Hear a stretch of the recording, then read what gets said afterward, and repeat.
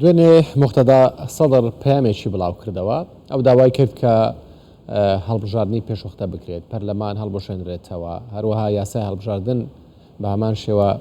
هەموار بکرێتەوە ئەمەش کاردانەوەی حزب لایەنە سیاسیەکانی تری بەدواوە بوو چوارچەوەی هەماهنگیش ئەمڕۆ لە کۆبنەوەدان بۆی وەڵامێکی فەرمی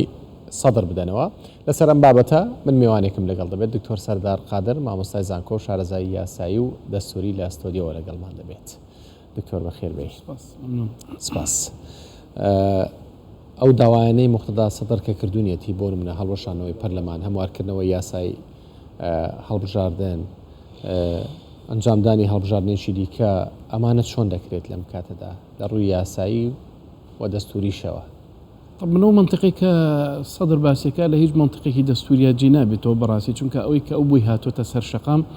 بەپی ئەو ڕێکارە دەستوریانە نییە هەرچەند تەواوی پرۆسی عێراق بەپی ڕێکارە دەستوریەکان ناچێت بەڕێوە چکە ئێمە لە بەردەم گرفتێکین ئایا وادە دەستوریەکە کوتای هاتووە کوتای نەهاتوە طبعاً بێگومان وادە دەستوریەکە لە 9 حوتی 2022 پێش جەژن یاخ ڕۆژێک پێش جەژن وادە دەستوریەکان بۆ پێکێنانی حکوومەت و سەرهەبووی تەواو بوو کە ئەوەیە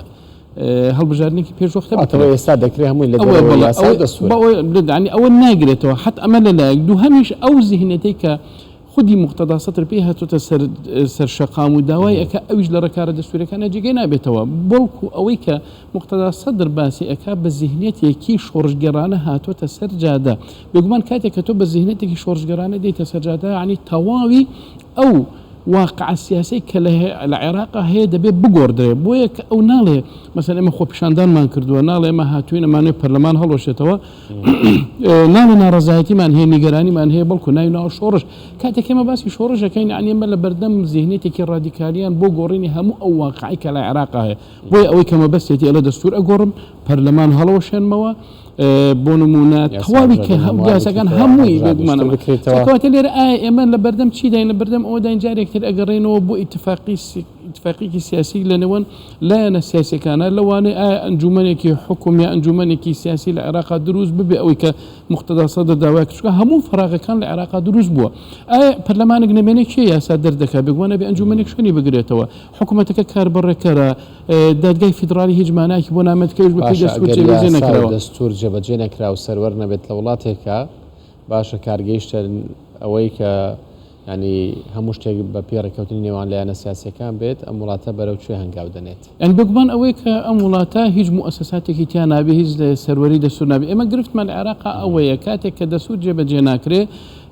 مەف و ئازادیەکان و یاخود ئەوانەی کە لە عێراق داوای بەشی خۆیان دەکەن مافەکانیان دابین ببێ کاتێککە ئەوە ناکرێت پنا ئەبرێتە بەرچی پەنابرێتە بەر ئەوەی کە دەسوور بگۆڕێ نظامی سیاسی بگۆڕدرێ هەموو ئەم بیانوان لە عێراق بوو ئەوەیە بۆیە ئەوەی کە مختەدا سەدر باسێکە خۆی ئەزمەیەکی گەورەترە ئەوەی کە لە ئێستا هەیە کاتێک کە پەرلەمان نەمێنێت تۆ لە بەردەمەوەی ئەیکی یاسایی خودی هەڵبژاردن دابنێ کەواتە ئێمە ئەم پەرلەمانە پەیامەکەی ناواخن پەیامەکەی مختەدا سەدر باس لەوەیە کە بێت جارێکی تر ئێمە بگەڕێنەوە بۆ پەرلەمانێکی یەک ساڵە جەمعی تەسیسی کە لەوینەیە لەو یەک ساڵەیە کە دەستورێکی تازەی نوێ بۆ عێراقدا ئانێ سیستەمی سیاسی تازەی عێراق ئەگۆڕێ دەستورێکی نوێ دێتە ئاراوە عیلاقەی سیاسی لە بینی مکەوناتی شعبی عێراقی هەیە ئەم سیستەمە سیاسی ئەوەی کە ئەوان داوای ئەکەن سیستەمێکی سیاسیە لەسەر هەمان نەهجی ئەوەی کە ئێستا هەیە ئەوەی بەپێی یاسا و دەستوری کێشەیەکی هەیە کێشەیەکی نییە بەڵام گرفتەکە لە جێبەجێنەکردنی دەستورە وایلا حتا خودی ئەوانەی کە لە عێراق حکوومەکان مەبەستیان نەبووە کە ئەم نظامە سیاسی لە عێراقا هەیە بگاتە کەماڵ بۆ نمونە لە 83 شوێنی دەسوور ئەڵە بە یاسا ڕێک بخرێ بەڵام تاسە لە 145 جان ڕێکخستۆ چکە خۆیان بەبەستی ئەو مۆزوعانیان نییە نزیکی 15 شوێنی خلافێ لە بینی ئێمە و حکوومەتی بغاتە ئاسا هەنگاوێک نەهاتوونەتە پێشەوە بۆ ئەوەی کە ئەو کێشانە کەم بێتەوە بۆیە خودی ئەوانەی کە لە بەغایە حکوومەکان مەبەستیان ئەوە نییە کە نظامی سیاسی لە عێراق سەرکەوتوو ببێ بگاتە ئەنجامێک واتە گرفتەکە لە نظامی سیاسی و دەستوری ئێستادا نییە گرفتەکە لە جێبەجێ نەکردنیەتی گرفتەکە لەو زیهنێتەیە کە لە بەغا حکوم دەکات زیاتر باوەڕی بە زیهنێتێکی مرکزی هەیە نەک زیهنێتێکی فیدرالی کە دەسوور لەسەری بیناکراوە کە ئەمانەش بێگومان گرفتەکان ڕۆژ بە ڕۆژ زیاتر دەکات واقع تازەکەی کەوەی مختەدا سەدر لەکوێ ئەوەسێ ئەوە هیچ ئەمانێکی نییە بەرەو شەڕی ناوخۆ ئەچێ بەرەو ئەوەچێ کە ئێمە کوردستان ڕازی بن بەو دەسوورە تازە بە ئەمە ئەم واقعانە هەموو جێی قسەکە ئەی دامەزراوە یاساییەکان بەشێک نەبوون لەم کێشانێکی ئێستا هەن بێگومان ئێستا خۆی یەکێ لە ئشکالەتانی کە گەورەترین دامەزراوەی یاسایی لە عێراقا محکەمەی دەستوریە. ئێستا محکەمەی دەستوری لە بەردەم ئیشارەتێکی گەورەی یاسایی و مؤسسەیە. ئایا چه بڕیارێکەدا بۆ شتانی کە ئێستا لە ئارادا ئەکرێ؟ ئایا بڕیارێکەدا ئەڵێ وادە دەستوریەکە تەواو بووە؟ بێگومان ئەگەر بە پێی زەمن حسابی بۆ بکە بڵێ تەواو بووە، بەڵام ئایا هیچ مستەلزەماتێک بۆ پێکێنانی حکوومەت و سەرۆکی وڵات ناتوێتە دی؟ ئایا ئەتوانێت بڕیارێکدا ئەمە لە ڕووی مؤسسەی یاسایەکەوە لە ڕوویەکی تر واقعی سیاسی لە ئارادا کە محکەمەی دەستوری ئێستا محەیەرە لەوەی چ ڕێیەک بدە. بۆ نمونە ئێستا تەیاری سەدر کە بێگومان خودی بەشێک لە تەیاری سەدر لە بەرژەوەندی کوردەکە گلەی و گازەندەی زۆری هەیە لە محکەمەی دەستوری هەمان ئەو گلەی و گازەندانی کە ئێمە هەمان وەکە بە منطەلقێکی سیاسی ئەمانە ناوێرە بڕیارێک لەسەر ئەمە مۆزوع دەربکات، چونکە ڕای شەقام لە بەغا و لە عێراق تقریبا بەلای مقتەدا سەدر تقریبا ێستا دژی محکەمەی دەستوریە، حتا ئەگەر ئەو ڕۆژە خودی سەرانی ڕۆتی سەدر ئیعلانی نەکردا لەوانە بوو بچنە ناو محکەمەی دەستوری محکەمەی فدرالی عێراقشەوە. ئەمە لایەک لە لایەکی تریشەوە ئەگەر بێت و بڕیارێک دەربکە بۆ هەماهەنگی ئەمە گرفتەکە واقعی سیاسەکە زیاتر تورد ئەکاتەوە و وای لێ ئەکا پێکدادان دروست بێ. بۆیە محکەمەی دەستوری لەم حاڵەتە ناسکە ئەوەی هەڵبژاردووە کە بێدەنگی بپارێت، چونکە هەر بڕیارێک بدا لە بەرژەندەوە ئەوتر تەنگیژەکە زۆرتر ئەکا ئەجەری پێکدادان زۆرتر دەبێت چی ئێستا بڕیار بدات.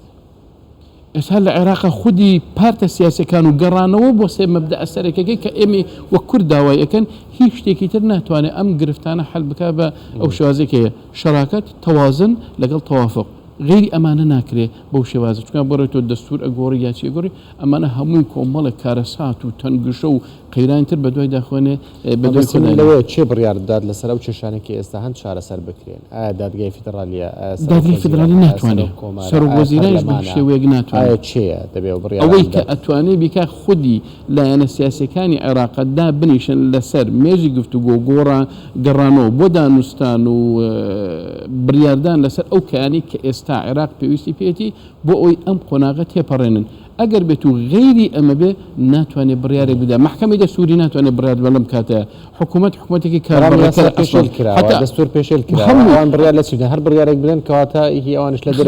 دەستورە تاکە بەڵێ ینی هەر شتێک بێت حتا نەکە یاسا و دەستورە مەسەلەن ئێستا بۆ نمونە خودی هەماهەنگی ئاعتراف بە حکوومەت ناکە، ئەڵێ کاتی تەواو بووە. مەسەلەن سەدر ئەڵێ کاندیدی تازەم ناوێ پەرلەمانم ناوێ ئەی لەکوێ ئەوەسی محکەمەی دەستوریش لێ تووشی محەیەرێک بۆ نازانێت چ بڕیارێکدا لە ڕووی ئەو ئشکالەتی کە هەیەی لە ڕووی مؤسسی و دەستوری و زائدن ئشکالەتە سیاسەکە کەواتە تاکە چارەسەرگەڕانەوە بۆ ئەوەی لەم تەنگژێ دەربچێ و لایەنەکان پێڕازە بن مەسەلەی خودی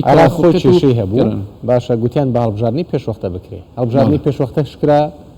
کێشەکان هەر چارەسەر نەبوون. دروست باشە ئێستا هەڵبژاردننیش کەش بکرێت بەرهەمی لەوە باشترە بێت. بێگومان ئێمە ئەکەوێتە سەر ئەوەی ئایا لەسەر جۆرێک لە یاسای هەڵبژاردن ئەوەی کەسە مختصات باس لەوەکە پەرلەمان حەل بێت چه یاساک خۆی ئەگەر پەرلەمانیش بمێنێتەوە گەیشتنە ئەوەی یاسایەکی هەڵبژاردننی نوێ بۆ عێراقا ئەمە جەدەلێکی زۆری لێ ئەکێتەوە تایبەت لە نێوان ڕۆتی سەدر لەگەڵ ئەوانی تر. جاکەواتە ئێمە هەڵبژاردنێکی تر هەم لە ڕووی ئاساییەوە زەمانێکی زۆری ئەوێ هەم لەو ڕۆوە کە بڵێ ئایا ئەگەینە نەتیجە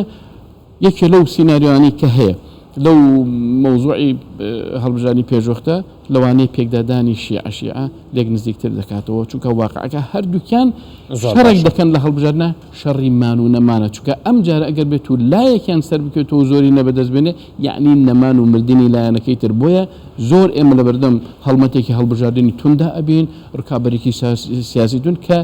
نەتیجەکەی نازانی بەرەوچی. سپاس بۆ دکتۆر سەردار خادر مامۆستای زانکۆ شارەزای یاسایی و دەستوری کە لەگەڵمان بووی. دەستان خۆش. زۆر سپاس.